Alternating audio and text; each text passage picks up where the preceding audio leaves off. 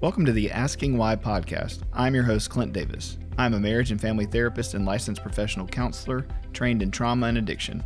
The Asking Why podcast is for anyone on a journey of healing and restoration.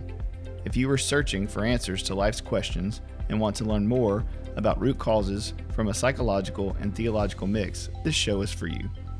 In this podcast, myself and a co-host from Clint Davis Counseling and Integrative Wellness will interview guests on a wide range of topics in order to get down to the heart of the problems facing our world and understand why things happen and how to change the world and ourselves for the better. Want to learn more tips and tricks to living a healthy lifestyle? Visit us at Clint Davis Counseling and Integrative Wellness on Facebook and Instagram. If you want to meet our staff or book a speaker, go to clintdaviscounseling.com. Thanks for listening and be sure to subscribe today. Okay, Jenna Watson, welcome to Asking Why podcast, episode 13, I think. I may be wrong, but I think that's it. So welcome to the podcast. Glad to have you. Thank you. Glad to have you as part of the team now, the Integrative Wellness team. So that's awesome. Thank you. So tell those listening kind of who you are and what do you do? Well, thank you for having me. I've listened to, I think, 4 or 5 of your podcasts, and so you have set the bar very high for this episode, so we are trying to maintain that for you. No, it'll be fine. But yeah, I'm Jenna Watson, born and raised in Shreveport my whole entire life. I am a middle child, older sister, younger brother. I've been told I don't really have the middle child syndrome. Oh, yeah. I don't know what that means, really, so maybe I have it. But it's interesting, as I was even thinking about talking today, even as a child, I've always liked harmony and balance, you know? And so to fast forward into my job is about maintaining harmony and balance within the body, you know? I think that was neat. I had never put those two together until I was writing this out. So that's pretty cool. Anyways, but graduated from Louisiana Tech in 2004, got married, and that was March, and then got married in June of 2004. Still married to the same guy. Going to try to keep that up. Keep that going. Keep that going. Shout out to Mr. Aaron Watson. Yes, and so, but really. And what does Aaron do? He is a pastor at Word of God Ministries. Awesome. So he does part of the worship stuff and the kids stuff. So he's just one of those guys that's good at a lot of things. So he gets to do a lot of things. And really, that's what I was going to say is this December, we would have been doing some type of ministry for the past 20 years, whether it's youth ministry, college, single, whatever it had been, we have done it, you know, and it's been really a neat opportunity that the Lord's brought us through so many different seasons of life. For the first 10 years of our marriage, we had no kids, you know, we weren't sure if we were going to have kids. I have type 1 diabetes, and so that played a big part in whether or not we were going to have them. But the Lord saw fit, so we have a 6-year-old and a 3-year-old, both boys, full of energy and love and life, so they keep us on our toes. Yeah, but we understand the 2-boy life. You know that very well, yeah. So it's a lot of fun. But yeah, so we did ministry. We've done ministry all of our relationships, so that's been neat. I had prayed for that as a young teenager wanting that in a spouse, so to actually be able to do that has been an honor. But so that's me. How did I do chiropractic stuff? How did I even get from that to chiropractic? Well, I graduated from Tech with a general business degree because that got me out the fastest. The fastest. What years were you at Tech? I think it was 02 to 04 maybe. Okay. Yeah, so finished strong. And, I just missed you because I got there in 04. So, did you? Okay, yeah. So so that really was just to get me out of school. I didn't mind school, but man, I was just ready to get out and got out. Not even sure why I was getting out. Just wanted to be out. So started working with my dad, and I had a great opportunity. We have a really close family, and so that was very kind of him to bring me on. And he sells life and health insurance. Okay. Yeah, and so he's done that for 40 years, and I did it for a few years until I realized I was not passionate about life and health insurance. Yeah. Loved the people, loved working with my dad. My brother actually works there too. So I was just up in a comfort zone, and that's kind of what led me to getting to chiropractic school, I think, was I was in a comfort zone. We were doing church stuff, I don't know. I just had it in my heart. Lord, there's got to be something more that you have for me. It's not challenging enough, or it wasn't. I don't know what the issue was in my heart, but I just kind of blurted out, like, get me out of my comfort zone, you know. That was like in April of 2008. And so in June of 2008, and I almost forgot that I even prayed that, you know. I almost forgot, like, oh, I did say that, you know. Like, watch what you say, because he is listening. He is totally listening every time.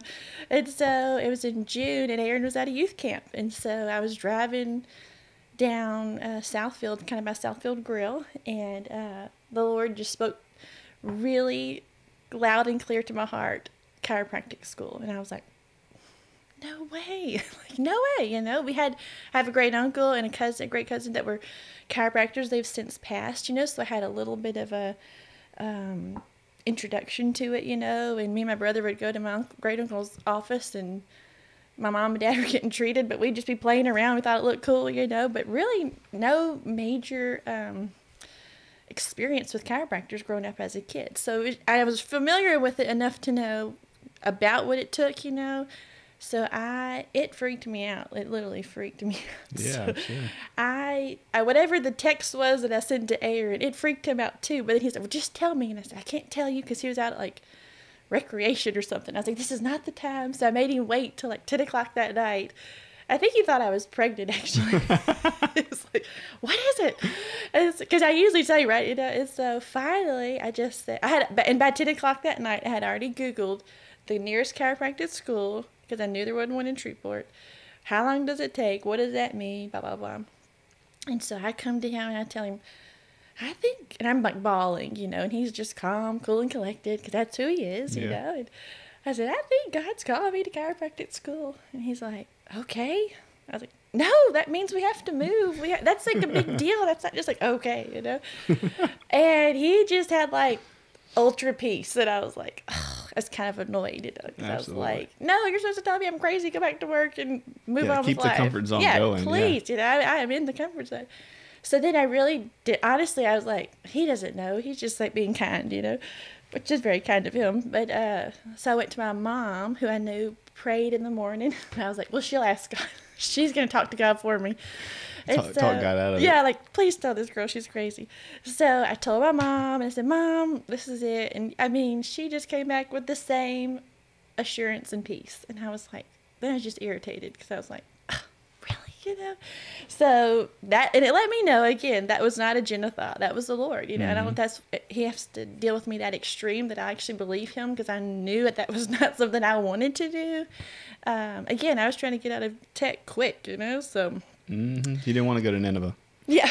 Yeah, my Jonah moment. Yeah. For sure. I mean, it's amazing, right? Like, through everybody that I've had on here and just the different people I talk to in life, how, you know, God is working in our lives and has a plan. Mm-hmm. And most of the time, we have a different plan that's more comfortable and more easy, and but we don't see the beauty that's going to come out of, you know, the choices that God helps us make. So it's awesome. Yeah. So it just started that ball rolling, you know. And so anyways, that was just in its own self. And so then, me being me, I'm trying to like rush to get to school just again, so I could rush to get out of it, you know. And like I had my you have to have your bachelor's degree to be in Louisiana to have a doctor of chiropractic. So I had my bachelor's, that was good, but I missed like some physics and anatomies and physiologies on purpose. Like, who takes that for fun, you know? Like, there was a reason I didn't take those things. So anyways, some people take it for fun. Yeah, like this girl did not. So I was like, oh, okay. So I had to get a few little prerequisite things. I got some here in Shreveport, and then I had to get the rest of them I went to Parker College in Dallas. And so they had those classes there. I was able to get it there, but I was trying to rush it, and again, the Lord's timing is just peaceful and not rushed. And so that's why I was trying to get there. If he told me in June, I was ready to go in August. That meant come back in 3 years in August. It didn't work that way. I ended up staying here for another year. And then maybe it might have been a half year. I just waited for a little bit, because Aaron said, you don't have to do it all right now. And I was like, oh, I guess I don't, you know. And so I chilled out a little bit and just took my time, and he just lined up everything, you know. He didn't line up a job for Aaron, which was interesting, because I was thinking, okay, God, you called me. So, and that means that Aaron's going to have to quit his job, which he was on staff at a church. And so when we got called to Dallas, I was just assuming there was going to be a job for Aaron over there. Mm-hmm. And there was not. It was a job for Aaron back here, you know. And so, again, because I'm thinking, if I'm following you, Lord, it's going to be easy. And he doesn't say that in his word, actually, Yeah, no, it's actually quite the opposite. It's actually the opposite, which I was very mindful about that year. I mean, I think that's a good point, though, because throughout these conversations, people, I think, have an assumption of what it takes to do certain jobs or what it is, and they have no clue. And they have an assumption about Christianity and that, oh, well, you're this chiropractor, you're this therapist, you're this doctor. Everything just kind of flowed and went well, and that's what happened. And our lives are a little bit more nuanced and difficult than that. So. Yeah, it was exactly how it was. And so that first year was tough because it was school tough. It was tough for things I was just questioning the Lord about, like, I'm sacrificing myself over here in Dallas, which was not really a sacrifice, let me be honest. But first world problems. It was just personal issues, whatever, but I'm telling you, that first year, it was a growth. Like, there's a reason you go to the mountaintops and the valleys. It was a valley moment, but it was like you could just feel the Lord's hand on Aaron and me both, just tilling that soil, like getting it ready. You know what I mean? Just getting it ready. And so that was good. So we get through chiropractic school. So many hours of tests, and I mean, literally, it was almost like I still didn't believe the Lord. Like, I was over there, he aligned all these things for me to actually be there, and literally like 800, I don't know, it was probably 1,000 tests. I have no idea how many tests we took. Try to like forget that part of my life, but we took so many tests, and I would remember people in my classes would be having to stay back an extra semester because they wouldn't have passed, or they, something would have happened and they didn't get the grade, and I was like, I don't have time to like go backwards, you know what I mean? And so I would tell him, I was like, okay, if I fail this test or this class, my bags are packed, I'm going back to Shreveport, you know what I mean? And I never did, like never, and I don't say that arrogantly because I think I'm a great student. I think the Lord had to do that for me to actually believe him, you know what I mean? It was like, sure. I was, because it broke my heart for those people that had to keep going. That was really hard. I was like, this is so hard, bless their heart. But anyway, so he didn't let me fail there either. So I just ended up graduating in December 2011, and then moved back 2 weeks later, came back to Shreveport. So that's kind of the nutshell of that. Yeah. So you started your practice. Did you start it at Integrity Chiropractic? I did, yeah. So go back to the comfort zone. You're going to notice a theme in this talk is coming back. There are so many great chiropractors. Actually, my cousin was still practicing at the time, and I had known just a couple of chiropractors in the area. So I'd go and tour their office. They were gracious enough to let me come tour and, just kind of observe and all that, and was really wanting to just go work for somebody. Like, them tell me the rules, I show up, get paid, and leave, you know what I mean? And never got a piece about doing that. And so in April of 2012, I opened April 9th, 2012, opened Integrity Chiropractic, and that's how it started. Yeah. So just me, I had an aunt that worked with me, and so, I love the name. Can you tell me where that comes from? Yeah, it's I do too. I like the name, which I guess I should. I like Watson Chiropractic, but I was like, nah, it just didn't fit for me. So I was like, okay. But integrity, it just means to me, first, for our lives to have integrity. You know what I mean? Like, us personally having integrity, and then me as their chiropractor helping them have integrity of their spine. You know what I mean? That we're taking the most care of it, that it's able to function the way it's meant to be functioning. And literally that was just that was the simplicity of it, was just integrity of you and integrity of your spine too. So that's good. I like that. So tell us, for those of us who are dummies and don't know anything about chiropractic, tell me kind of what that is, the history of it, sort of like break that down. Like, what is, because I think there's a lot of people who have no clue. Yeah. And that's, and one of the things that I felt like God told me was I was going to come back, but it was going to take a lot of educating people, because they didn't, here I come out of this chiropractic bubble and I'm all nerding out because I know all these big terms that people do not care about, you know what I mean? Like, they don't care, they don't understand, it doesn't really matter, And so, and I had friends in my class that were like really good at using those big words, that, and I'm like, but then they would just go to people's heads because they're like, I don't know what he just said, So they smile and nod. Yeah. Yeah. So, come back, chiropractic, and really what chiropractic means in its simple form is just done by hand, you know? So in those 3 years of me learning about the body, literally every cell, every tissue, the Krebs cycle, all these big words, you know, and it was just literally how all of those little bitty tiny things function to keep the body in motion. You know what I mean? Keep the body in motion is life. And so the body's designed for motion, the spine's designed for motion.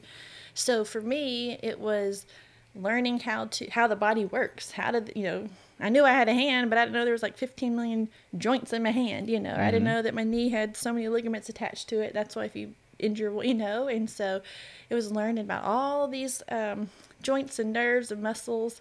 I remember going to school. Aaron had got at CVS one of these like laminated sheets that had like the muscles, the nerves, and it was like so many little tiny arrows everywhere. And I was like, oh my gosh, that's over. Well, we had to learn that like the first 6 weeks of school, and I was like, oh my gosh, just memorizing all those things, you know what I mean?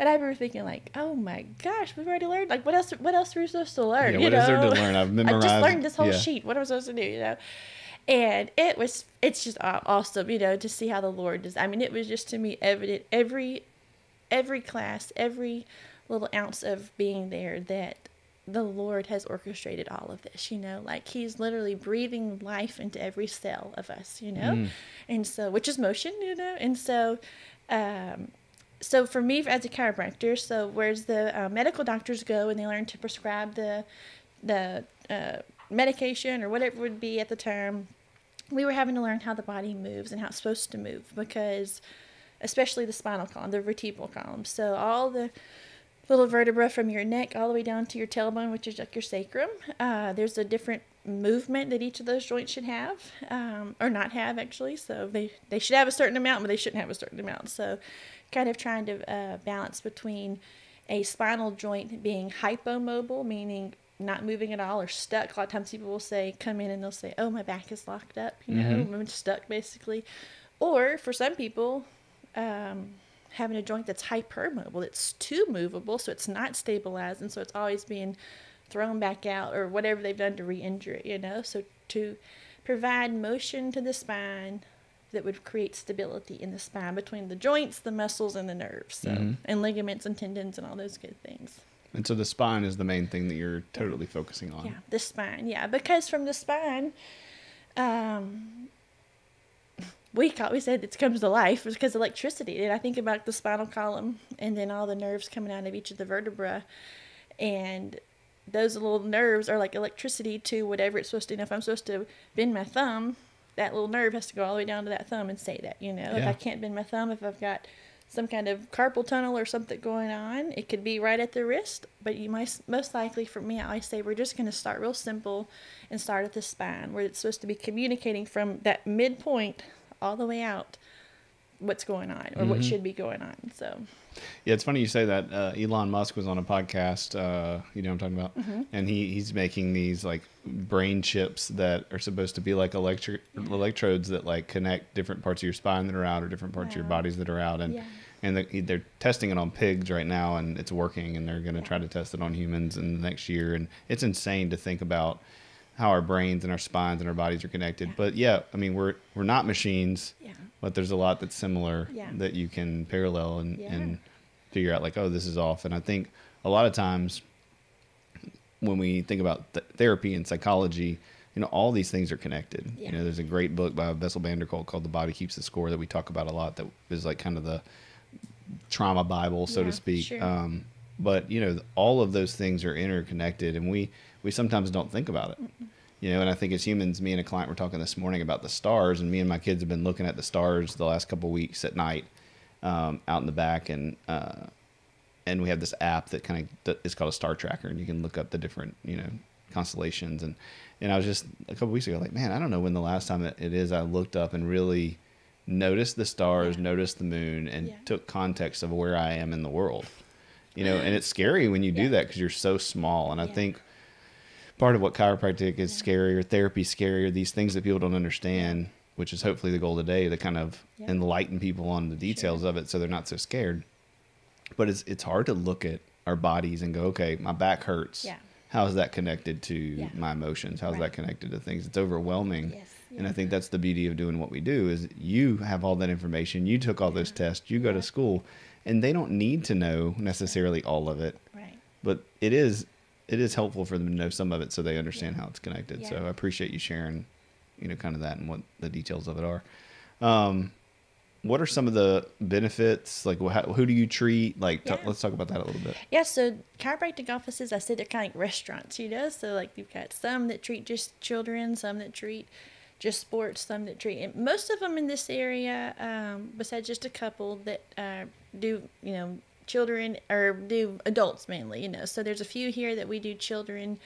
And I do children. My youngest, I said, has been a baby that was 4 days old, and the oldest has been 92, and so that's a pretty overwhelming variety of people, but man, it is so neat to see from birth to age whatever the hope that's restored in these people, not necessarily your baby, because they haven't had a lot of hopeless things, thank the Lord, at that point, but even the 80s and 90-year-olds that come to see me, and one of them was 86 and had never been to a chiropractor, A lot of them, if they're in their 80s and 90s, had been a long time ago. And so this lady had not been.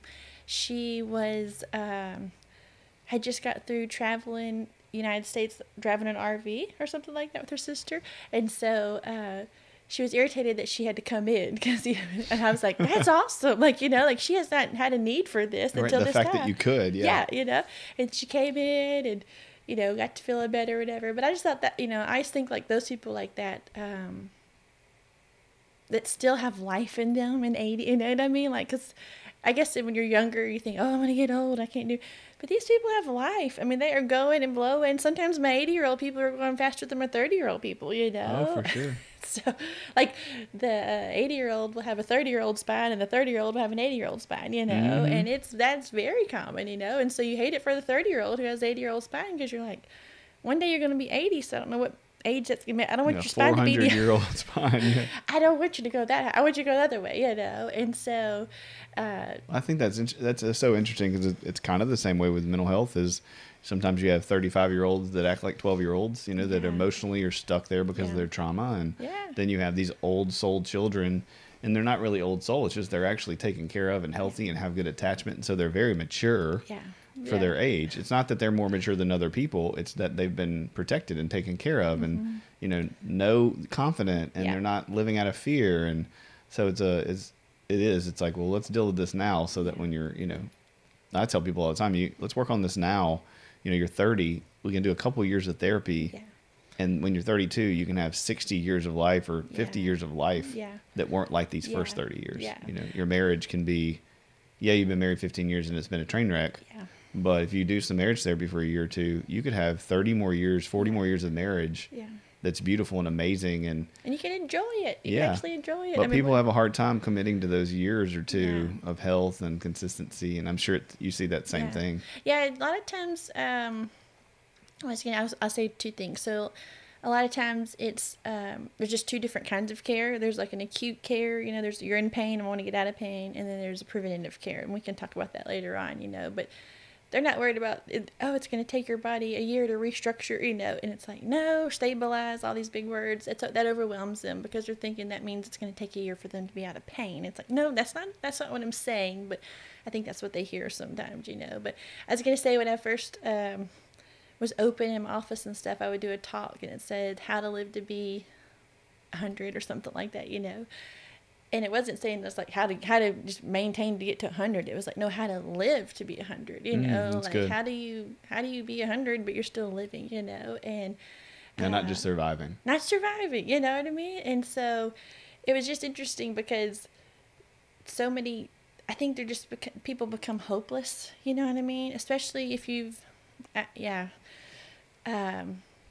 just hopeless. That's the saddest thing for me to see in my office, is because I know that I come with like a really high optimistic attitude, really high, and I think sometimes it's just the Lord's way of, I'm going to believe in you, and I'm going to believe in you until you believe in you, and I tell them that or whatever, or he's telling them that, really. but you know, I think it was real eye opening to me. And I was trying to think about how even this ties into like your stuff, you know, is, I was so excited when I first opened. Anybody that came, I was just like, oh, it's a new patient. This is, you know, as any new doctor would be. And so it was like month 2 or 3. And it was like one of the first patients that came that wasn't a family member or a friend, you know. And it was like a true walk-in, you know. And I was like, oh my gosh, this is great. Well, the person comes in, tells me their issue. They couldn't like back pain, lower back pain, couldn't walk through the grocery store comfortably, couldn't, whatever the issue, I can't remember, you know, just things that she should be able to do, she wasn't able to do, you know. And I was like, okay. And I'm thinking, okay, we got this. And then the very last thing, she tags along and says, and if my back pain doesn't get better, my husband's going to leave me. And I was like, huh? I was like, that is not in my textbook. I do not know how to help this, you know what I mean? Yeah. And I was burdened for this lady, you know.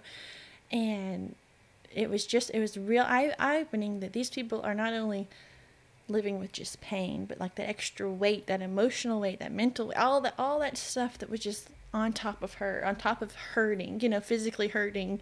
Her heart was hurting, her mind was hurting, everything. So I don't know the situation.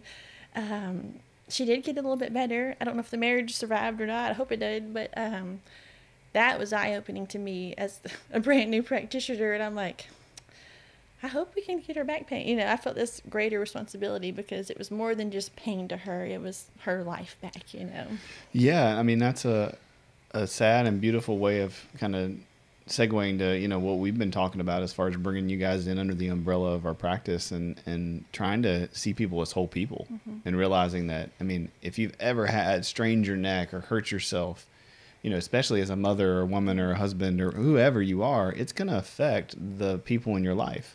Yeah. If you can't take the trash out, if you can't carry your baby, if you can't, you know, turn. I mean, I remember hurting my neck a few years ago when I got in a car wreck, and I was so irritated all the time. Yeah. If JC was like, my wife was like, you know, hey, can you come do this? I'd be like, what? You know, like, not because she was asking me something unreasonable, but because I was trying to constantly maintain not being in pain. Yes. Yeah. And anybody needing anything from me ticked me off. Yeah.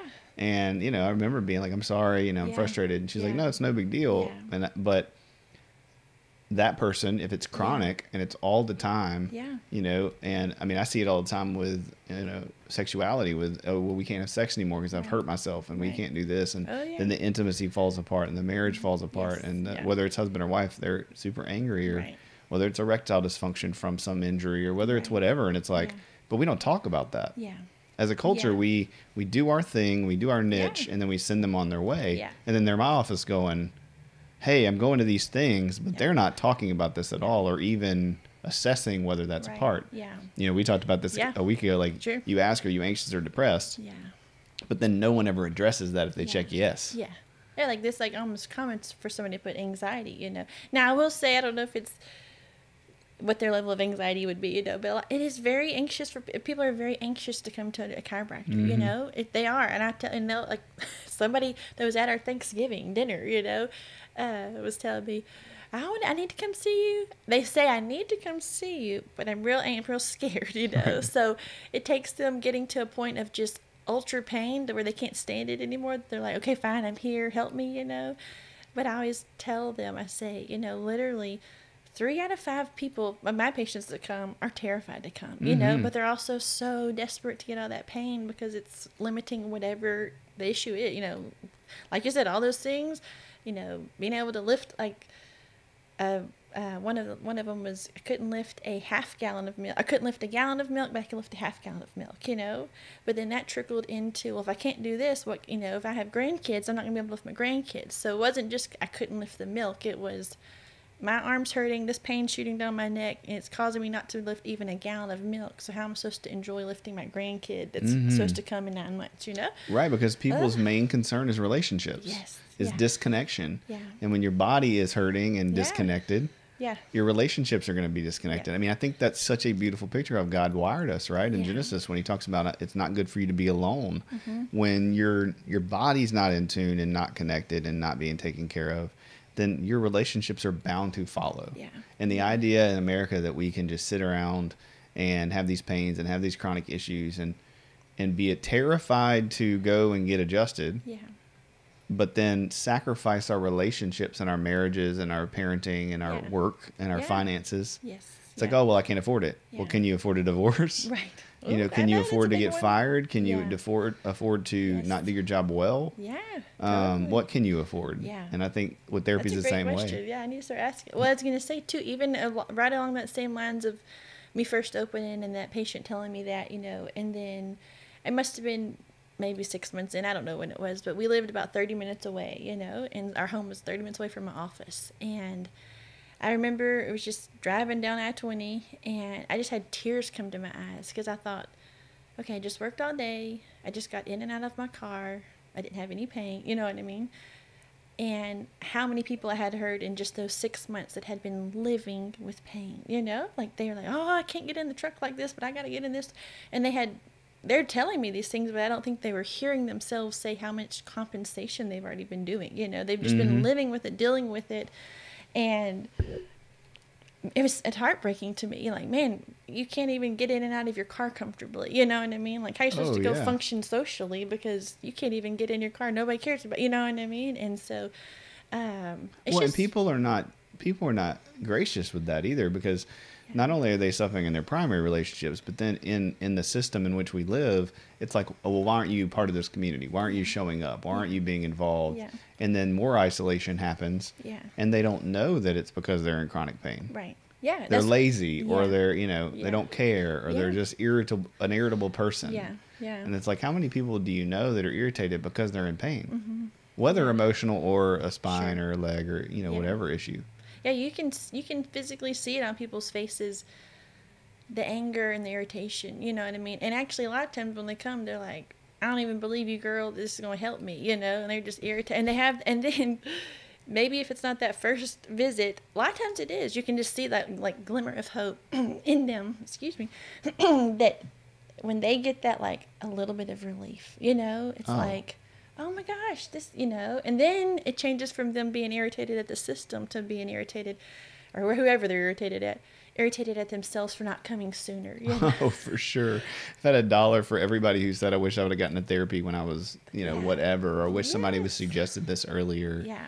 You know, in my same self, I'm like, man, I didn't start until I was 25. It would have been nice if I'd have got in when I was 8 and my parents were divorced, you know, like, but we don't know those things. And so part of this, you know, the goal of the podcast is for people to think differently about chiropractic care, mental health, emotional health, ourselves, Christianity, so that they get the help that they need, right? So they get in sooner, so they don't stay in pain longer when it's unnecessary. Right. Oh, yeah. So tell me a little bit about, you say there, you know, people were afraid, and a large majority, would you say 3 out of 5 are terrified to come in? Yeah.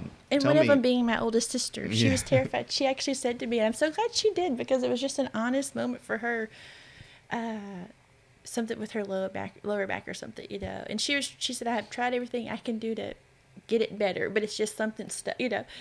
And she looked at me and she said, now are you gonna hurt me, or are you gonna make it worse, or you gonna, you know? And I was like, well, no, that's not, you know. And I was like, do you seriously think that's my goal, is to make it worse and make you hurt? Yeah. And she's like, well, no, but like, that's what she was thinking, feeling, you know what I mean? And so I was thankful for her honest moment to be like, what are you about to do to me? I'm not sure. It's just fear of the unknown too, you know what I mean? And so, so why do you think that is with chiropractic? I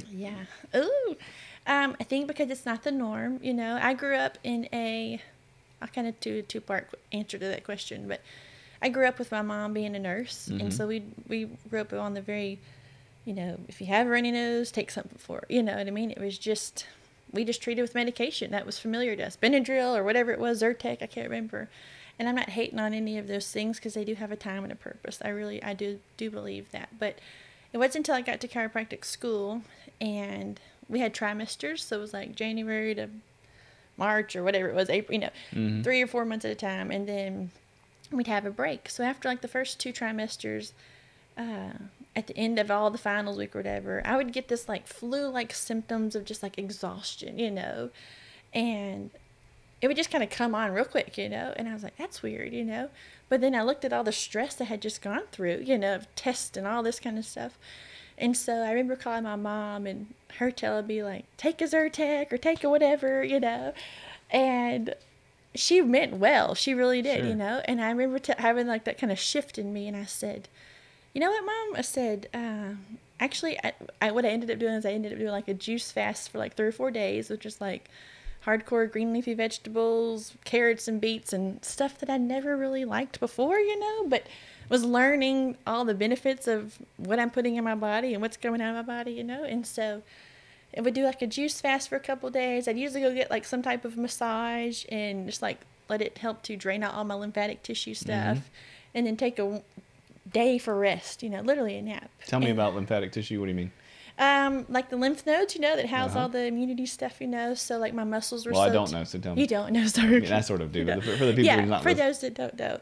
So our lymphatic system is this that helps to drain, helps to filter out all the bad immunity stuff that we have in us. Okay. And so when our muscles were tight, which I'm assuming mine were extremely tight from, in chiropractic school, having terrible posture while I'm studying for 15 hours a day, you know what I mean? I was just so tense. And so when I believe that when you can go get a massage, that it helps to loosen those muscles, which therefore those muscles are housed around those lymphatic lymph nodes and all that good stuff, especially in your neck, You can almost palpate at the base of your neck sometimes, like if you get a cold, or on your throat, and you can feel the tender nodules, And so it's the same idea as they're getting in there, they're massaging those areas of your neck. And not necessarily hurts, but it also is tender, but they're trying to help all that fluid and stuff filter out so your body can get rid of that stuff. Those toxins is the word you're supposed to say. But and so I would do that. I would rest, just rest. And I wouldn't take whatever the medicine she told me to take. And my body would be fine. Like it just kind of like got rid of it. It's like it dumped all the junk out in me that I had, all those stresses or whatever I had done from that trimester, refiltered it with good stuff, and then moved on, And so it was like my first self-experiment to realize, hey, I think these things these people are telling me are actually helpful, like these whole foods and this exercise and all this just like the self-care. And I loved exercise. That was never an issue, but even that can become a stress too much sometimes too. So, well, I mean, I think I hear what you're saying, and I see that a lot here is, again, talking about preventative maintenance versus where we're at in our culture. And, like I think Dr. Crow would say, like doing preventative, we have to shift to preventative, worldview. And we used to have that, and then we switched into the new way of just treating. And now we have to, a lot of people are trying to switch back to how do we not get to the place where we're so chronic and so, in this problem. And, JC and I talking about all the time, with Grady had really bad allergies. And so we start looking at the research, and it's like, a lot of people, because people are asking, why do these kids have way more allergies now than they did 40 years ago? Right. And a lot of the research shows how many antibiotics we've taken over the last 30 to 40 years of our life. Yeah. And, it's our own fault, and I would say somewhat the medical community, not fault, but like responsibility. Right. And we're all responsible. But you go to the doctor because you feel bad, and you want them to give you something to make you feel better. Yeah. People come into therapy, come to you, and they want an immediate, hey, say something, do something, so the pain goes away. Yeah. Or at least relieves it. Yeah. And so you go, and you're, have a sniffly nose, and you're sick, and they're like, well, here's a Z-Pack. Here's an antibiotic. Take this. Yeah. That might be when it was a Z-Pack. Something with the Z's. Yeah, that's probably it. But it's like, I can't remember if was it bacterial or viral that works on? Bacterial. Okay, yeah. So if it's viral, which 9 times out of 10 it is, it runs its course. Yeah, but then you kill the good stuff. Right? And so, but you feel better in like 2 days. So you're like, oh, well, the Z-Pack worked, and I'm just glad that I feel better. Right. Yeah. Or you get the shot, and it makes you feel better for 2 days. But then if you're really sick, it's not. Yeah. You go back to being tired and sick again. Right. So it's. I love the idea that you have, and that you touched on that, because we have to shift in the medical community, in the Christian world, of immediate gratification. Yeah. And even in our care of ourselves, we have to realize that, it's going to take a little bit of time for the bigger picture to be better. Yeah. And you might feel better for a little pain relief in the moment by taking something, even from like a placebo effect. Yeah. Sure. But most likely, if you can ride it out for a day or two and do the right things, it's going to go away anyway. Yeah. The thing I had never heard before going to chiropractic school was healthcare versus sick care, and we have a sick care system. We don't have a healthcare system, because a fever is actually your body's response of something's in your body, so it heats up to get rid of it, And so in this fear of, got a fever, Gotta take some medicine. Gotta take some medicine. We gotta, and I think there is a point that, that would be necessary. Obviously, if you have 104 fever, please take some medicine. Yes, we are not telling you not to. But I think our initial oh my gosh, something's wrong. I have to do something, you know what I mean? And I think that's what I was trying to get at it, saying, because during my trimester of school, I'm eating like brownies and junk food, you know, like terrible stuff. So of course my body's going to dump all that stuff out of me, you know what I mean? Yeah. And that's why the like green Drinking leafy tons vegetables. of coffee. And Oh, tons. Yeah, just whatever. Diet Coke was mine. Thank the Lord I don't drink that anymore. But it was just, you know, all this stuff. And so the sick care thing, you know what I mean? Me being able to say, okay, you have a runny nose. Don't necessarily just take something to stop the runny nose, because the runny nose needs to run to get stuff out of you. You know what I mean? It's a good stuff. You want it to run, you know. It is frustrating and annoying. Nobody wants to walk around with Kleenex stuck up their nose, you know. But it's just that shift in that thought process of your body was designed to heal itself. And that's when we go back to chiropractic is, okay, so if I can adjust the spine and help the spine to be in its most neutral, optimal, balanced position, then the spine, the vertebral column that's housing the spinal column, which is all the nerves, communicating to respiratory, digestive, heart rate, whatever it is, skin, it would communicate better, you know what I mean? And so that's just me physically being able to do that. Now we have to be responsible for what we're eating and drinking and, you know, things we're seeing, people we're around, environment. Those things do play a part of it, you know what I mean? It's not just my back's hurting, you fix it. You know, that's only going to get you so far, you know. If the patient doesn't play an active role in their own self-care, they're just in a cycle, you know. So it's good, just Jenna. such a cycle, and it's so sad because some of them are 1,000% okay with that cycle, and they don't want to get off of it, you know. But for the ones that do, or the ones I feel like that come to my office that have every reason to have an excuse of why they shouldn't live, but yet they are fighting to live. You know, I think about, I'm trying not to do HIPAA, so I'm trying to tell too much stuff. But just have a lady that has spinal fusion. I'll just say that, you know. So she has actual hardware in her back where she has had surgery and she has fusion, you know. And really she has every reason to not walk, to not do, but she is a get up and goer. I mean, she'll go hiking with her husband 3 and 4 miles, you know what I mean? Now she'll hurt most of the time, but it's more beneficial for her to spend that time with her husband, to be outside, to enjoy that stuff.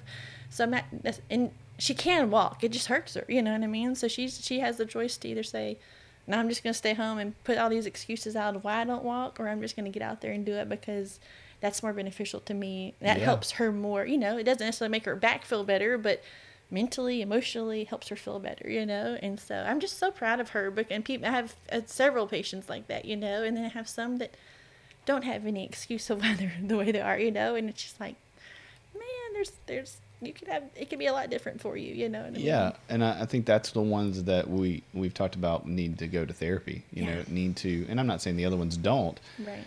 But there's an emotional component because I think people do want to get out of the cycle. They just have no clue how to, and the cycle's all they ever knew. Yeah. You know, being in pain, being uncomfortable is norm. Yeah.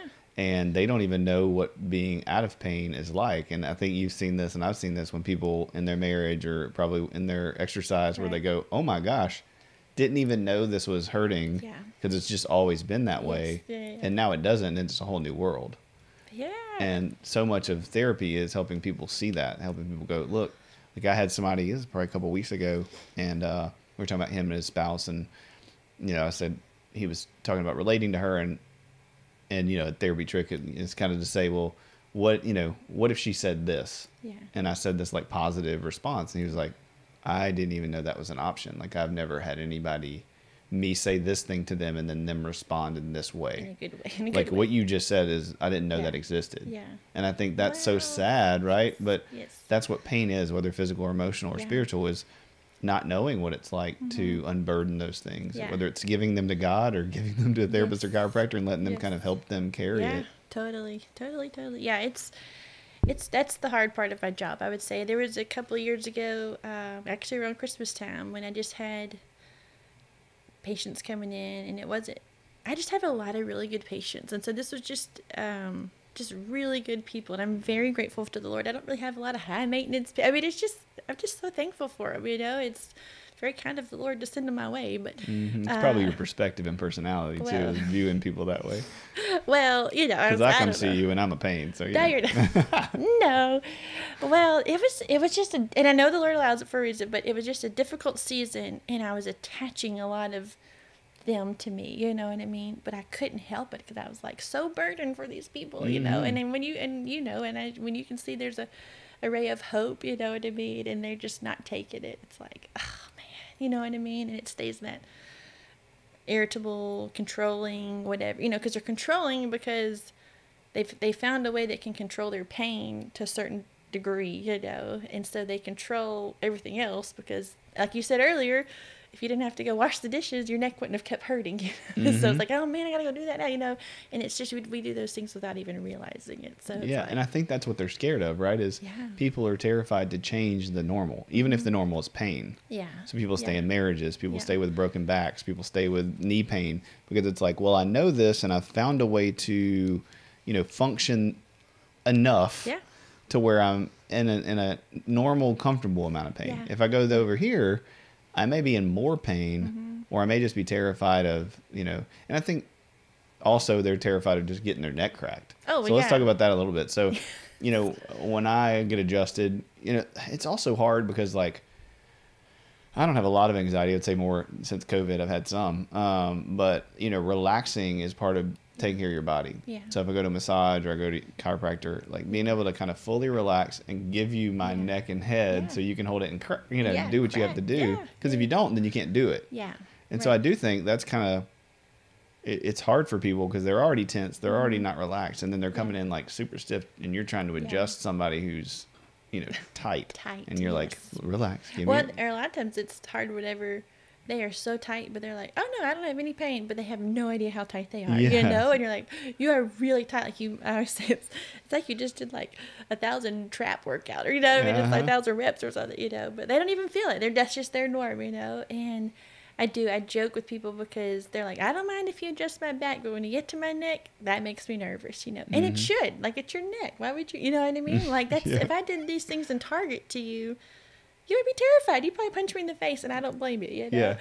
And so getting a person to a place, and I think that's where I go in my office, I just try to explain what we're doing, why we're doing it, you know, so that they are at an understanding of, like, and some of them will say, okay, whatever, fine, just do it, you know. And it's jokingly funny, you know, but I really want them to understand the benefit of why we're doing this, you know, because if you can get that joint to move in the direction of correction that it needs to move into, then you can turn your neck fully to the left or the right. You can extend your neck back on your pillow to rest better at night. It's not going to grab all those muscles on your shoulder blades to your ear or whatever and hurt so bad, you know. But I think it's just, you know, the neck is, you hear all these things like, what are they going to do? Why is she doing, why does she sniper their neck or whatever they call it? You hear all kind of things of what they think you're doing, you know. But I always say it's really just trying to find the most relaxed place that we can for your neck, you know. And that's why a lot of times, you know, like I'll do like the muscle work beforehand or even afterhand is just try to get the muscles in conjunction with the joints to work together, you know, and try to get them to relax. And if the people are really just adamant about, I don't want to my neck adjusted, I'm not going to make them get their neck adjusted. That is wrong, you know. Just grab their head and twist it. Never, you know. Or I try to give them like breathe in, breathe out, or give them just cues that they can. And, you know, I've heard the funniest things of people are in so much pain, they're like, no, just do it. And then one lady getting up, and she was so tight, and she told me, after she gets, it feels like I had a glass of wine, you know. And she, like, okay, well, I guess hopefully it's good wine. I don't know, you know. And I said, not $2 chuck. Nothing, you know. And so the neck is just interesting because it's a very personal space, you know, for you. And then also you got to be, you know, aware of any trauma that somebody's had physically, you know what I mean? Like if it's sexual trauma, any kind of something like that, like they're not going to just let me grab their neck, you know what I mean? They're not going to let me, you know. I think about a guy that was in chiropractic school. He had a baseball injury where he got hit in the jaw with a bat, you know, so he would have a PTSD thing that would, every time someone would grab his neck, it would throw him into this aggressive behavior. And so he actually was able to let one of our instructors, I don't know, just him and this guy just were able to get to a point where he could actually trust him and then relax, you know. It's that safety, Yeah, he was safe, you know. And so he would go from talking just like me to terrified, you know, even just laying down like that, you know what I mean? And so it's not just, you can't relax, come on person, just relax, you know what I mean? It's trying to help them to relax. They're there because they can't relax, you know what I mean? And trying to ease those muscles into the direction of correction, so that that range of motion of your neck is fully there, or getting there as we can slowly get it there, and the muscles can relax so they're not so tense, And I'll tell people sometimes that, or a lot of times actually, that, think about if your kid scrapes his knee, you know what I mean? It's a pretty deep wound or whatever. You got to get in there and you got to clean it up, You don't just let it heal. You have to put whatever on it, Neosporin, hydrogen peroxide, and maybe have to go the next day and clean it up again, And so we can see that on our knee, but we can't see that in our bodies, you know what I mean? Doesn't mean there's scrapes in our neck or something, but I'm saying. But there can be, right? I mean, there can be, yeah, it can be. My dad just told me this weekend that he went to a doctor, and they did some MRIs and X-rays, and the guy was showing him his X-ray, and he showed him 2 different ones, and he says, "What's different?" And my dad was like, "Well, this one right here, this white one right here, it looks weird." Yeah. And he said, "Well, that's the only one that's good." He said, the rest of them, or the weird ones. They're that's the only spongy one. Yeah. And the rest of them are completely not spongy. Yeah. And he's like, "I don't know how you're functioning and walking around." Oh, I know. And that was only the bottom half. He said he didn't do the top. He's like, "But I'm assuming it looks the same." Yeah. But my dad's been walking around. Yeah. Working and doing manual labor and lifting weights for his whole life. Yeah. And so he's just used to being in pain. Yes. Yeah. I'll never forget one lady, she said, "I don't want to go get an MRI because as soon as I see the area, I know I'm going to start hurting." It's she just thought and I thought that was funny because she knew she was hurting, but she's like, "I know I'm going to start," you know what I mean? I thought that was kind of cool though that she said it too. I mean, not that I'd recommend her not to get an MRI. I think she still needed to go get it, but she was just saying how her mental outlook on it was going to change just by seeing it, you know what I mean? Oh yeah, I mean, we do a lot of hula hoops and jump ropes and hurdles cognitively to keep ourselves thinking a certain thing, and seeing is believing, they say, and once you see it, it's hard to justify or minimize, or now you're in the same amount of pain, but emotionally, and what I try to tell people is but you've got to face the dragon, you can't just pretend like it's not there. There's a really, really awesome children's book. I mean, this is so random and left field, but I can't remember the name of it. I think There Is a Dragon is the name of it. But the beginning of the book starts out with this little boy, and there's this little tiny dragon. He says, "Hey, look, Mom, there's this dragon." And she's like, "There's no such thing as dragons." And so she cleans the kitchen, and the dragon gets bigger. And she says, he says, "Look, Mom," she cooks him breakfast, and she's like, "What? You're eating so much." He's like, "Well, the dragon ate all my breakfast. I'm still hungry." And she said, "There's no such thing as dragons." And the dragon gets so big that she's picking the tail up and brushing underneath the tail. And the dragon eventually gets so big that it fills the house up. And it runs down the street carrying the house. And so the dad gets home from work, and he's like, the house is gone. He's like, so he goes to find him, and the mom and the son are waving out of the window. So he climbs the dragon, and he's like, "What is going on?" And she says, he says, where's, why does this dragon move the house? And so she acknowledges the dragon finally. And the son says, "Yes, there is a dragon." And so all of a sudden the next page is the dragon's really small. And she says, "Oh, well, I can handle one this size." And the point is, it was such a beautiful book, because when we ignore these problems and pretend like they're not there, they just get bigger and bigger. But it's because we can't tolerate how big that pain is if you let it go for 20 years or 15 years or 2 months. But we can tolerate it when it's little, but we have to deal with it when it's little. Yeah, oh, that would be the ideal situation. Right. Please. And so for people listening, whether it's their mental health or their chiropractic care, or their back or their wrist, don't wait. Don't let some little problem, some little dragon, be so big that it carries your house off, and your marriage or your future ability to, be retired and go on vacation and travel and ride in an RV and, do these things that you've spent years working and planning, when doing a little bit of things, make a huge difference long term. Yeah, for sure. I was going to say something, I would think. Back to the wound, and all that. That's what we do. As I say, you can't see, we go in there, we take the, and people, I'll never forget what patients say, "God, I felt," and she had a injury, there was a 20-year injury, and it was bless her heart, it was terrible.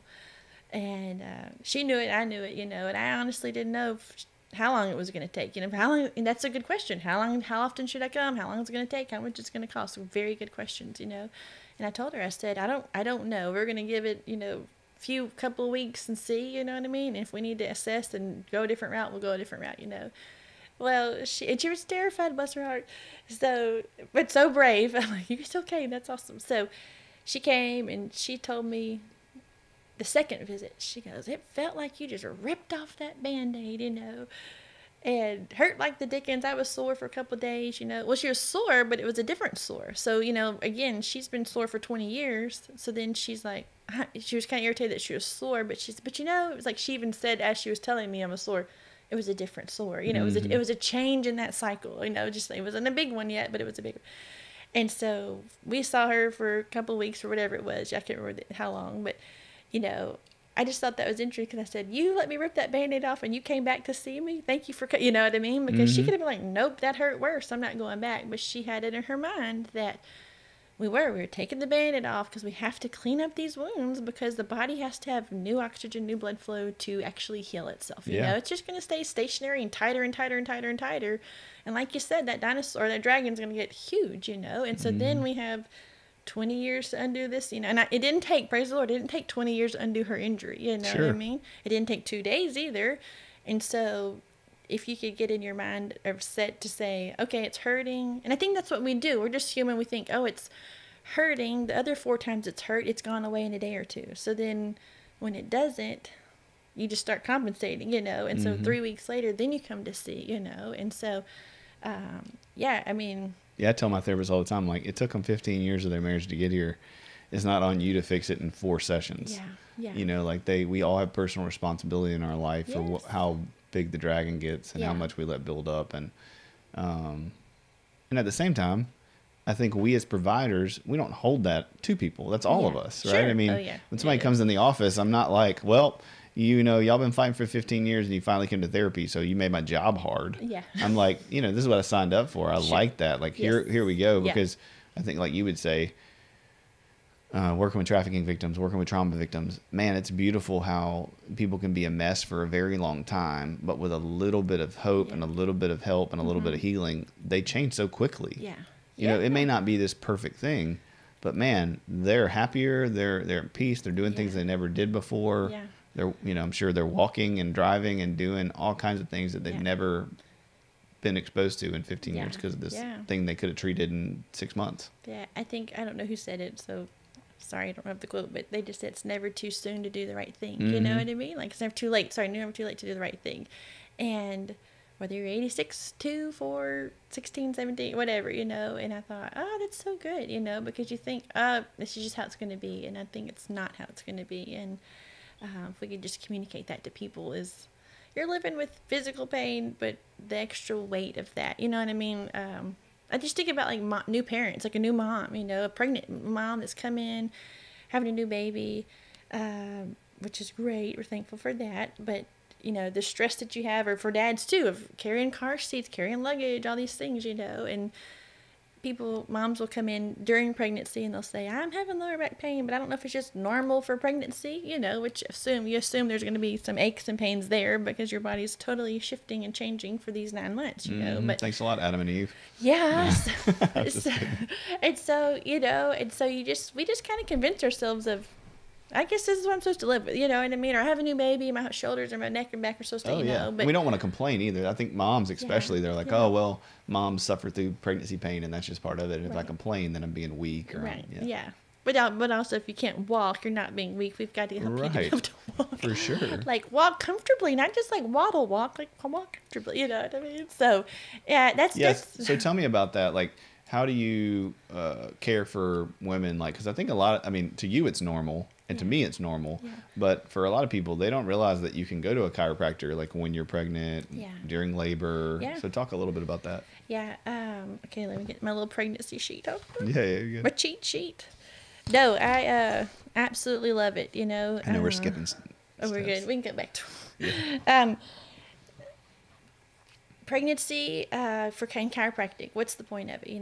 Well, the pelvic outlet, which is where the baby's in, the uterus, it's housed, it has all the ligaments and joints and everything. And so as chiropractors, what we try to do is try to keep that pelvis as it's growing. You've got things going on hormonally. You've got relaxin hormone in you that's allowing your pelvic girdle to expand and make room for this precious growing baby, And so as a chiropractor, my job is to align that pelvis in its most optimal form, you know. And I think about like a new mom, you know, and I think about a mom that has like a 2 or 3 year old or 2 or 3 other kids, and so she's not only pregnant, but now she's having to hold this toddler, so she holds it on whatever hip is her favorite hip, you know. And so then her pelvis has a baby in it, and she's got a baby on the outside holding it on the hip, you know. And so just trying to create a most neutral position for her pelvis and for the body to deliver this baby, you know. It's real safe, it's real gentle. I think it's just one of those, like, I'll give you an example because I know they wouldn't mind me saying this, but my nephew and his wife just had a baby, and in June, and so her baby was breech, you know, head up and butt down instead of head down, butt up. So he was breech, and so maybe she was week. I actually can't remember exactly what week she came, but it was around, like, it was after 30 weeks of pregnancy, you know, and so she. Right, so people freak out because they need the baby to turn. Yeah, they want the baby to turn, because that would be the optimal for a vaginal delivery, you know, and so that's what we're going for. And so she ended up coming to see me, and the baby turned, I know what it was. Okay, so it was like week 34, something, you know, at the very end, close to the last few weeks, and they had scheduled her appointment to be induced, I think, you know, and so, or actually the C-section, and right, which she's avoiding, which she was trying to avoid, but at this point we're like, okay, whatever, Lord, we'll just take, you know. And I saw her for about 3 visits, and the baby turned. I can't remember if it was visit 2 or 3, but the baby ended up turning head down, you know.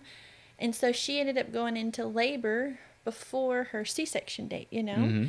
And so when she got to the labor and delivery, you know, they were like, oh, you know, she's like, actually, I'm supposed to come next week. I'm not even, you know what I mean? But the baby came, the baby turned, and the nurses were saying, gosh, we've never heard of that, a baby turning that late in pregnancy, you know? And so my nephew's wife was saying, oh, yeah, well, I went and saw my aunt, and she was helping us, you know, through chiropractic care, which is called the Webster technique, by the way. So that's the technique I'm using. And the baby turned, you know, that it was just, but it was eye-opening to me because I thought, oh, here's labor and delivery people. They have no idea, you know, they have no idea that this, and it doesn't mean that they're all going to turn. Babies have their own little mind of their own too. So we just try to assist them as much as we can, and it's okay if they don't.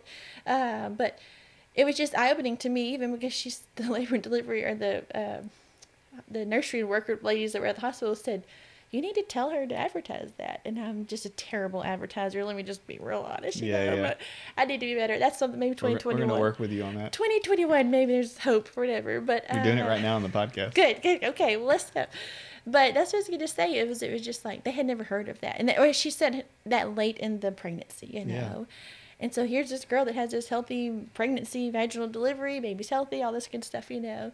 And we just got to be a little part of that, you know what I mean? And who knows, maybe he could have turned without us, you know. That's always the question is, well, what if I don't know, maybe he would have turned in general. But the fact that they came and he did, you know, was really it's a safe way to do something. Yeah. You know, and what you see is it helps. Yeah. You know, whether that's emotionally or mentally, or it actually physically helps. And I think that goes into, and we're not going to get on this tangent, but just the whole idea about birth and, you know, women's care and, you know, going back to that whole sick care versus preventative. You know, we view labor and and delivery as a illness almost. You know, we treat the symptoms instead of it being a normal thing that happens. Yeah. And I think, man, it's invaluable. I've had so many clients that I've sent to you or Diamond Brown or other people who are great chiropractors and have helped. Yeah. You know, with pregnancy, with pain, right? And women come back and go, "This is amazing." Yeah. You know, and my friend suffered through it, or my friend, But the idea of doing a little adjustment, even during labor. I think I can't remember if JC had somebody come during labor. I know our friend Ashley did, but you know, it's so helpful. Oh yeah. And it's not like you're going in there and cracking their neck. No, right. Yeah. No, it's always like. I used to tell him, I said, I don't mind being there to assist. I'm not necessarily going to deliver the baby for you because I do not do that. You know, that's what those lovely OBGYNs are for, you know, or midwives and all those girls. But, and they'll say, well, can you just push a button in my back that will make this baby come out? I'm like, great question. I don't have, that's more of the Lord, not me. You know what I mean? So I'll just try to align you as much as I can to keep you and baby healthy and aligned and all that good stuff. But man, I wish if there was a button, I'd have a lot of patients lined up. Oh, yeah. But it makes sense, but we don't talk about these things for people to listen and learn. Yeah. So they just kind of assume that things happen this way, and you just go and you do this and do what the doctors tell you and, suffer through it. And, if you think about your muscles and contracting, in your pelvis and women expanding and that, it is a opening that it's going to come out of that is tilted one way or the other, and it's going to be better for you if it's all lined up. Right. So why would you not keep it lined up the entire time? Right. Yes, things are going to throw it off, but that means you need to continue to adjust it as you go. That's right. To have optimal options. Right. Yeah. And with everything in life, I feel like most of us live in this it's off, but that's life. Yeah. My least favorite phrase in the world is "it is what it is." When people are just like, well, it is what it is. Yeah. I'm a mom and I got to carry this baby, and so I'm just going to be in pain, and I'll end up maybe having a C-section, but at least the baby will be healthy. Yeah. And it's like, yeah, but you're going to be miserable. Yeah. And then you can't walk around the house, and then then that doesn't actually, it's not good for the baby in the long term. That's right. Yeah. I mean, if you have to, yes, right, no problem. Right. It's not you have to do it this way. Yeah. But if you have a limited, very easy way of making that maybe not a long-term problem. Yes. Yeah. And I was going to say, tying back to you guys, is in chiropractic school, we had one of the ladies that was the pediatrics doctor, and she taught us, and she had like 4 kids by the time I was in her class or something, and she's like 4'9", having these big old babies. I'm like, oh my gosh, this is crazy. But I'll never forget what she said. She said that pregnancy could be very fear-based, It's like you go in and you're like, well, you have to take this test, because if you don't take this test, your baby might have these 3 things, Oh, yeah.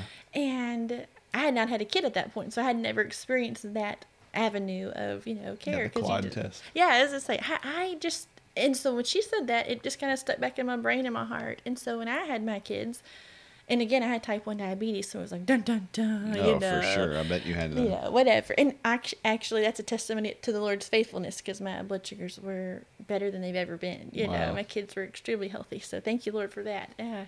But again, I don't know if it was just me erring on the side of, but Mary rode on a donkey, like they didn't have all this cool stuff that we have nowadays, so I just kept going back to this, but the Lord's done this over and over and over. Yeah, and women have been having babies for a long time. 3,000 Yes. So millennia. I'm thankful for the knowledge and all this stuff, but I just really appreciate her saying that for fear-based, and there can be traumas, and those are devastating, and so I don't want to ever belittle somebody's experience or something like that, but even just to change our mindsets as new moms and dads, just to, especially if you're a believer, just to err on the side of the Lord's going to take care of you. You know what I mean? He's ordained this. He's going to take care of you.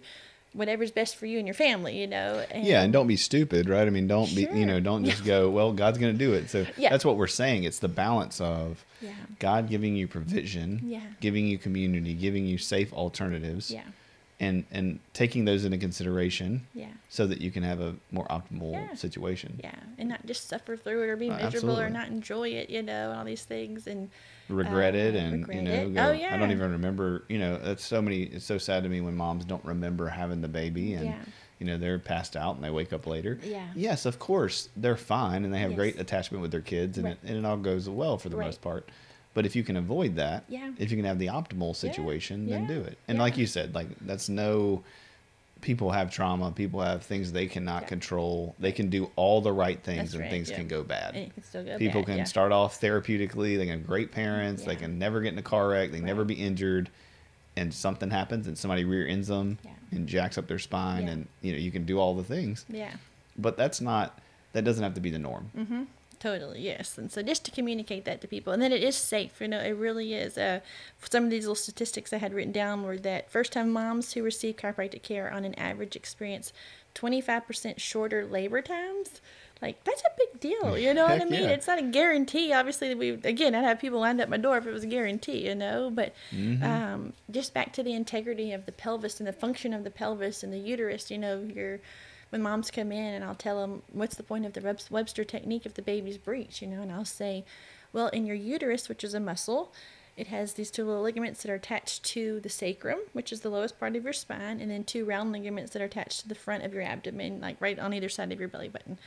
And so what we can do, just housing that baby in that uterus, we don't do a lot of torque or twisting at that point. We want to maintain a neutral spine and no twisting for the mom. So like the things you see on YouTube where people are laying on their side cracking their backs, you do not do that for a mom that's pregnant at that point. That's just, there's a time and place for that. So this is not a time for that. But trying to create the tension between the sacrum and the front of her, and her round ligaments, and just to offset and create a neutral pelvis, musculature, all those things, connecting tissue will help that baby to have his optimal room to turn, or her room to turn and go head down, And so it's funny. You hear moms doing all kind of things, putting ice on the top of the belly, light switches or flashlights trying to get the baby to move. And you can do all those things and they can move on their own, or you can do everything, nothing happen, you know what I mean? So you just gotta. We're people that would just want to fix it, So we're YouTubing stuff and doing stuff, but I don't blame them. I would do it too if my baby, I probably would have done silly things too. But and they sometimes work and sometimes they don't. But we're just there to be a vessel to help that mom and that baby get here, healthy, happy, smooth and safe, and as fast as possible. So, absolutely. Yeah. Tell me a little bit about, so once the babies come out, right, and they're one thing I wanted to talk to you about was, ear infections. And I know you said there's some ways you have to say that and not say it. But, what I've seen with our kids is, Jude, I think especially, has had a ton, had more ear infections than Grady. But every time we've taken them to chiropractor, that goes away like the next day. Yeah. And then I have friends who their kids have a couple ear infections. They never go to chiropractor, and then they end up getting tubes in their ears. Yeah. So can you tell me kind of, and that's just our experience. I'm sure there's 100 other things that it helps with kids, but with Grady's food allergies, it helped with different situations where, he was having problems. Torticollis, is that how you say it? Yeah. So Jude had torticollis, and we worked really hard, to get that adjusted. Did you do chiro and PT, or was it? I think we did chiro and PT. I cannot remember. It's usually a good combo for that. Is that craniosacral therapy is what we also did that. That's good. Yeah, it was super helpful. That's awesome. So can you tell, to the average listener who hasn't kind of been through that, why is, why, number one, kind of the same fears, you're going to crack my kid's neck and hurt him. Oh my God. Especially if it's the dad, the mom will be like, have researched it on YouTube. And so then the dad's like, don't touch my kid, And I've had 2 boys. I know what that feels like. I know it's like, okay, what are you going to do? Why are you going to do this little innocent baby, And I'll tell you exactly why I'll do it. So, again, the babies, it says, I follow a lady named Dr. Claudia Onrig, ANRIG, and she says, one of her quotes is that your infant's spine, the housing and protection of their nervous system, will double in size by age 2. So since the brain, spinal cord, nerves, they all control your baby's immune system, digestive system, respiratory system, all those things, it's important to ensure that the spine develops correctly, You're like, I was, talking to somebody in our family, my brother, they have a new baby as well, and so we were talking about holding the baby on, like, he holds it on the right side, so maybe the wife hold it on the left side, just for the baby's ability to say, okay, the baby's not always looking to the right, he's going to turn his neck to the left sometimes, you know what I mean? And just creating a balance for the dad and the mom who don't have to carry the baby always on the right side, which might be their dominant side, but shifting carrying the baby to the left side just for the benefit of the dad and mom's shoulders and the baby's ability to turn the neck to the right and the left, But for babies, things like breastfeeding, I see babies that will come in and they're feeding on one side but not as well on the other side, and so you're thinking, why? That's just normal. That's just my baby, But what I've noticed is that when I adjust the baby's first and second vertebra, the C1 and C2, or occiput C1, C2, it allows those joints to move. So you think about the baby being tucked inside mama, all cooped up and cozy, but their neck could be tweaked to a different side, and so it could have caused a subluxation. They could have got some type of misalignment coming out in the vaginal delivery where they're pulling and yanking on the neck just to get the baby out, and then all of a sudden we don't pull on the neck anymore. It's like, oh, the baby's here, don't touch it, and I mean, be real careful. But getting the baby out, they're not real careful. They have to be, they yank that sucker out of there. So they're getting him or her out of there, So then we have to be careful. So who knows what caused the misalignment in the baby, but like I would say, like if I was going to use my full hand for an adjustment for an adult, I usually use the tips of my pinky fingers or like my index fingers to adjust a baby, and you don't really have a crack or pop or the words cavitation But you just move that joint into that alignment so that baby that might not be turning his neck fully to the right or to the left can turn both ways, therefore having strength to feed on whatever side the mom's trying to feed it on, you know? Which again goes to the mom's health, the mom's sanity, the baby's growth. Yes. You know. Yeah. I remember being just a new mom and trying to learn that whole process, you know. And one of my gracious friends, Ashley, was my lactation consultant, and she came and she said, "Just breathe, Jenna. Just relax." And I was like, "Oh my God." That was like the best advice she ever told me. I didn't realize I wasn't breathing. I haven't breathed in 3 days. I didn't even breathe, you know. It's that was funny because I was like, "Oh yeah, breathing. I gotta breathe. I'm just trying to help this kid survive, you know, and feed him or something, you know." So, anyway, so that's one of them. So it's not that I'm helping it's literally adjusting his neck, and I go back to this too for the respiratory, digestive stuff. For babies and for adults too, you'll know, but it's the sympathetic versus the parasympathetic nervous system. So the sympathetic is your fight or flight, the go, go, go, go, go, which most of us live at 75%. And then we have this parasympathetic nervous system that tells you to rest and digest, which we ideally would be 50-50. You know, we would have times of going, and then we'd have times of resting and digesting. So for babies, a lot of times what I'll do is I'll adjust their parasympathetic nervous system, which is housed in their craniosacral area. So you do the cervical spine, upper cervical spine, and then the sacrum. Usually you can just adjust those two areas, and then the idea is that everything that's housed between those two areas, which happens to be digestive stuff, respiratory stuff, will benefit from it, you know. Oh yeah, I mean? Their attitudes, their personalities, like their irritability, their sleep. Yeah, colicky stuff. You know, I'm not treating colic. But if that baby has a torsion along his spinal column because of misalignments in his sacrum and his cervical, then when you can release the tension, I always say it's like a rope. You know, if the top of the rope's twisted and the bottom of the rope's twisted, then something in between is going to have tension in it. You know, and whether that's colic or whatever the issue is for the child. Now it's more tension as an adult, you know what I mean? And but as a child, when you can release those two areas, a lot of times you'll see benefits, like you said, the next day, if not that day, you know. And anyways, it's really powerful, you know. And it goes back to the ear infection stuff. No, we don't treat ear infections, but I adjust the first and second vertebra, which houses the musculature and the nerves and everything goes to your sinuses, and the lymphatic tissue that's right there at the base of your neck and in your throat will help to move a little bit better, therefore allowing that drainage to take place like it's supposed to, you know. And it makes a huge difference. It does. And again, it saves you, it's preventative maintenance. It saves you from having to spend money, do surgery, put babies to sleep. I mean, all the things. Now, again, it's not going to save you 100%. There may be some major problems. There might be an issue, or like I would say, like tongue ties, or, you know, all those kind of things. You know, we could do all the right things and it still be an issue. So I have to look outside of our box and ourselves, because we had those too. I just, you know, you just have to, like, I can't get to a point where I communicate that this is going to help everything, but I think people want it to. That'd be great. Oh my gosh, that'd be awesome. But you know, we've got people in place, lactation consultants, you know, you guys, physical therapists. We work really a lot with physical therapy people, which is another myth about chiropractic and physical therapy, that they were like enemies or something, you know. But that's what even Dr. Crow was talking to me, and she's like, "Now, what do you do? What, you know?" And I said, we're actually working, physical therapists and chiropractors work in conjunction, should work together. We should work together. The ones I work with were very kind, and we work very well together, you know. Because we're trying to assess the joints and the musculature and stability of the spine and all that kind of stuff. And so when it comes to your child, you know, you're trying to do the best for them from the day one, you know. Yeah. So. And I think it's such a beautiful thing. And I told you I talked to a physical therapist this morning at breakfast, and we were talking about similar things. And just to open people's mind that, you know, all this stuff goes together.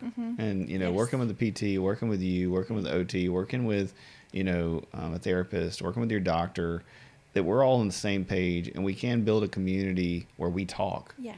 Where, you know, I loved having you guys at staff meeting Monday, you know, and just being like, oh, tell me about this. Well, hey, I sent you this patient. What are they doing? And how can we help them? And how can we, you know, and if they come to your office, hey, don't touch them here, or ask them if you can, or make sure that you know, address this. Yeah. You know, and starting to really have this integrative piece, right? Not only just from, even if it's a non-Christian worldview, just we're going to care about you and love on you and collaborate because we care. Yes. But then if you are a Christian, you know, having that belief that the Holy Spirit is working in us. And so there's healing and there's power and Yeah. there's this That's amazing thing that we get to share within the community. Yeah. And that supersedes anything that we can do. Yeah, And I exactly. think people can find so much more healing so quickly. And I think that's what the goal is, right? The mind, body, and spirit. And what you do is so awesome. And the way you do it, Jenna, I mean, I love it because God is obviously in the room when you do it. And you know, that makes a big difference. You know, your personality, how you love on people, you spend time, you know, it's not quick. It's not like, oh, it's go in here and just get cracked and leave. Yeah. It's a, hey, what's going It's on not with go in you? here, relax real quick so I can adjust you and you can leave. That's right, terrible. but a No, lot of people do that. Yeah, oh, you know, yeah. I've paid Yeah. a monthly fee to get to do Yes, that. yeah. And it was, I thought at the time, like, oh, this is convenient. I'll just hop Sure. in here when I need to and Yeah. drop in. I'll do this. Right. And now that I've been to you and Dr. Brown and other people, it's like, Right. oh, well, you spend time with me and you check my stuff out and you Right. figure out what I need and like, oh, my knee hurts. Yeah. Well, what have you been doing? Like, Yeah. you take the time to ask the questions, Yeah. and people don't realize like how big of a difference that makes on the rest of your life, your Yeah. relationships, you know, Yeah. all those things. Yeah. So Well, thank you. I That's so appreciate you. kind. Yeah, absolutely. So kind. I'll try Um, to keep it up. Yeah, no, please. Let's see what else we got. I think it was, I was going to say this too, in chiropractic school, I had a 4-month period where I had chronic hives, or I hate saying chronic, but they were hives. They felt like forever, you know. And, you know, the Lord always gives you stepping stones in your life. You don't know why you're here, what's going on. But at the end of like the 3 months of having those hives, it was terrible. And so I was like, okay, I'm going to go to the doctor. You know, we had tried everything we could. It was over in Dallas, and Aaron was with me. We waited like an hour and 50 minutes to get in to see this guy. And he didn't know I'd been up sleepless nights for the past 3 months. He didn't know I couldn't bend my arms because my arms would break out in hives and they were just everywhere on my whole body, you know. It was a stress response, which was funny. That's another story, and I'd love to tell you one day, but not today. And he didn't know all that stuff, you know, and he didn't have to know it all. But he walked in after an hour and 55 minutes. Well, then you wait in the room for like 24 more minutes, which I've learned for my patients, I hate for them to have to wait for more than 3 minutes because I'm a terrible waiter in the waiting room. So. For sure. Well, that's the thing I tell people about therapy all the time. Yeah. It's the easiest. Yeah. You literally, if you have an appointment at 11, you show up at 10:58. Yeah. You walk in the door at 11 and you leave at 11:50. Yeah. You know, Yes. so I don't want to. You're not sitting in the waiting room No, for 30 I know. minutes. And so I'm like, okay, so this dude comes in and he doesn't even look, he doesn't even touch. He just says, "Oh, yep." Like walks in, has his little bit. Yep. Oh, you have hives. You're stressed. I was like, yeah, that's why I'm You're here. like, duh. like I just paid you $45, whatever the copay was. You know what I mean? And he just gave me a steroid shot, which makes my blood sugars way too high for 3 days. You know, and it was no explanation. You know, never in my life had I ever had anything like that. You know. And nothing against him. He might have had a horrible day. I don't know. You know what I mean? Sure. He has his own reasons for why he was acting that way. You know, he might not have had enough time to be with me. You know, that might have been his issue too, which was fine. But I thought Aaron was going to punch him in the face. Oh, he was mad. He was so mad. You know, it was like, okay. But Calm Aaron was about to lose Yeah, it. Aaron was like, you know what? That is not what we came here for. So, anyways, it just let me know that in my clinic, I want someone to feel like they are heard, they are seen, that, you know, we are feeling that we are touching the area that hurts. You know, a lot of times people will say, how do you know? And I know because I went to school for 3 years and I have to know where these parts of your body, you know what I mean? But when you just go and get like, oh, this is your issue, and don't even be seen or heard, that's devastating, you know. Oh, it's for devastating, you know. And so, anyways, it just led me to another allergist lady that I got to see who I was very thankful for, you know. But ooh, that was just one of those moments that I was like, I do not like this. Like, I do not want for my patients sure. to ever feel like that, you know. So I'm so thankful for you for that, because that, you know, and we talked about this the other day, but that's the same thing with Grady and our food allergies, and, you know, going to the allergist and going in, and he almost died and was non-responsive, and we had the, you know, ER come out once. So the first time. So we go to the allergist, and the guy walks in, and he's just like, looks at JC, and he's like, he kind of pats her, and it's like, you know, you're a new mommy. He probably just has the stomach bug, you know, like, Yep. and I'm like, I was so mad. And I was like, well, first of all, we haven't slept in like 6 months. yeah.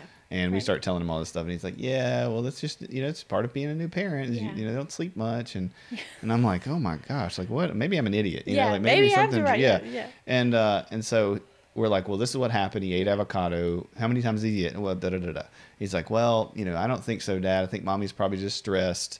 And I'm like, dude, get out of here. And so he goes back and he does the test and he comes back and he's like, got this look on his face. And we're like, what? And he's like, he is allergic to avocado, and we're like, yes, I was like, give me all of my stuff. I'm leaving, you know, like, and that's what started, part of the reason why bringing you on staff, bringing Dr. Crow, trying to get some other integrative wellness people on staff and continuing to do that is so that people get treated as humans. Mm-hmm.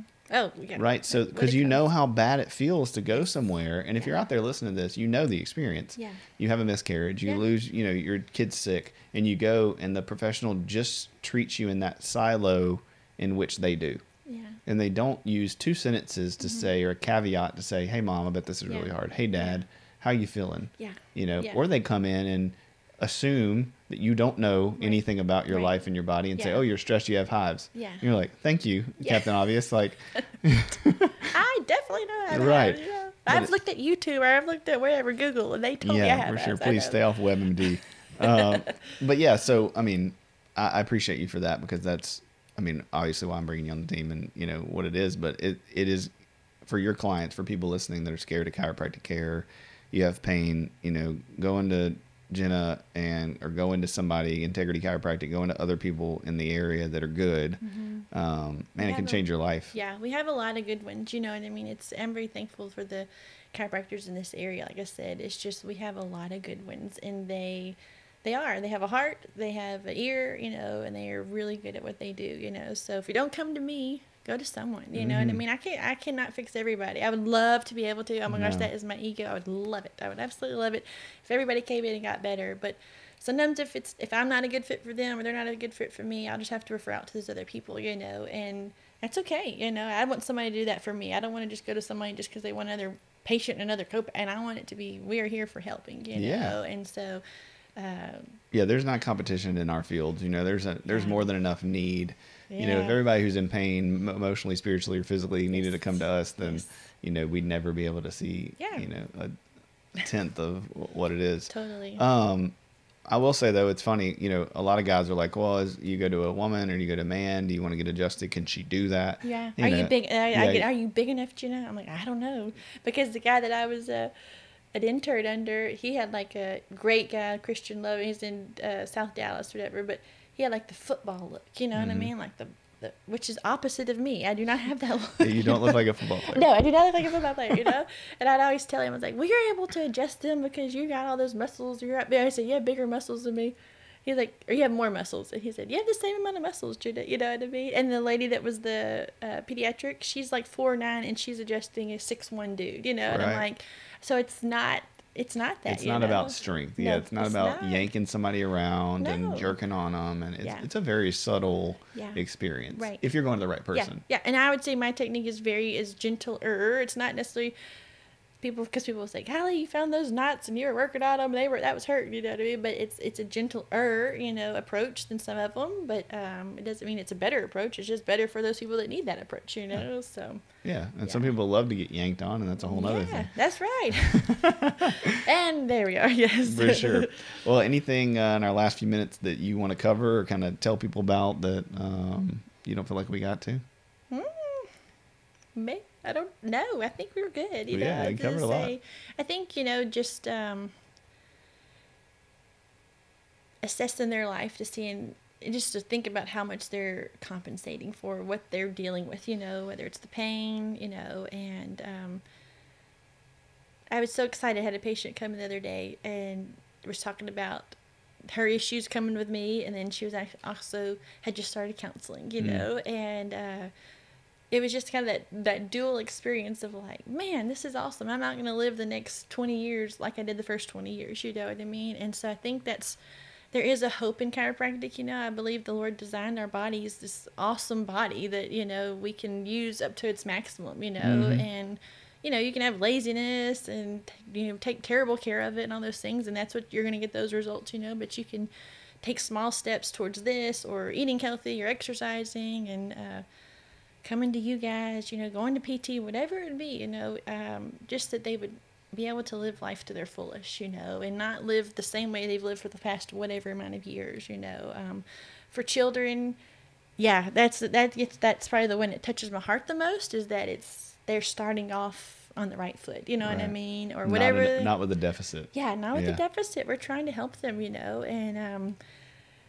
I just think that's I think part of my passion for that is some of the students that I've seen that are in high school that are going through these mega, whether it's football or soccer or whatever the issue would, whatever the sport is, and they're just trying to keep up with the team, but they're also injuring themselves terribly while they're doing it because they don't know about form and knees should be this height over the, and it's or just breaks. Break, all these stuff, and then they're going to blow out their kneecaps when they're a senior in high school. And I'm like, no, you know what I mean? But just communicating to them, coaches or whoever it is, the community for one, of, you only get one spine. You don't have like a, you can have like a, kidney, I guess you don't get kidney replaced, but you get, you get transplants. You don't get a spine transplant, you know? So again, back to the integrity of your spine.